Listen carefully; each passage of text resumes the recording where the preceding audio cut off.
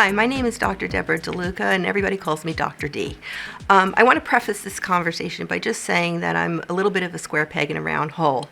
I've had a very interesting and varied life academically and professionally, and it's kind of reflected in everything that I do coming into this program as a professor in 2001, and also today as I work with students in the Ph.D. in Health Sciences program in the Department of Interprofessional Health Sciences and Health Administration at Seton Hall University.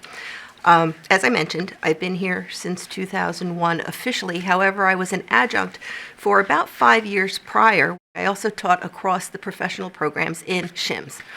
My background is, as I mentioned, is very varied. I really come from industry. My background originally was from Stevens Institute of Technology. I have both an undergrad and a graduate degree from there. My background is technically, if I was going to call it, chemical engineering, okay? But at the time that I was there, we had specializations in chemical engineering. You didn't just become a chemical engineer, you became a chemical engineer in something. And I've brought a lot of that into my research, as you'll see. But what my original background as an undergrad was in biomedical engineering. I'll read it to you. It's biomedical engineering with a medicinal chemistry synthesis specialization. My graduate work was done in physical chemistry, biopolymeric engineering with a thermodynamics specialty. And what that means in English is that basically I was eligible to produce production facilities for pharmaceutical companies around the world. And that's really what I did. I wound up going into the pharmaceutical industry because that's where people with my kind of chemical engineering background wound up. And I wound up working predominantly internationally. I worked both in Latin America and I worked in Europe. And I produced the first two ISO 9002 production facilities for a Fortune 100 corporation in Resende, Brazil, and in Gravelines, France. While I was there, I spent a lot of time managing people and processes.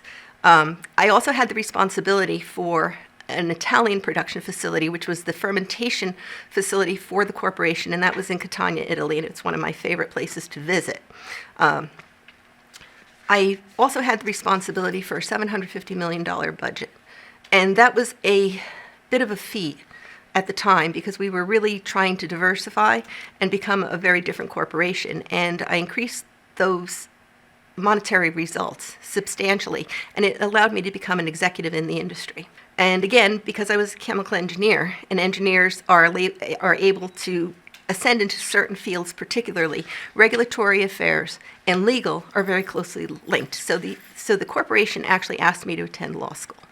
I had no desire to, but I became a lawyer, and I became a pretty good one. I did a major merger and acquisition for the company of two healthcare systems in New Jersey that became partners with us, one of which ironically happened to be with the building that we're now in Nutley. The other thing that happened that was distinguishing at that moment, which also comes into my research, is that I was given the honor by the governor at the time in the state of New Jersey of being 1 in 10 people who were allowed to ascend to pharmacist, an actual pharmacist, by passing an examination and education and experience. This is a research-driven program. I love research. That's why I'm here. I could have done a lot of different things in my life, but I chose to come here when the opportunity presented itself, and poor Dr. Zip is still stuck with me. So here I am, and I welcome you to the program, and I hope to get to meet you.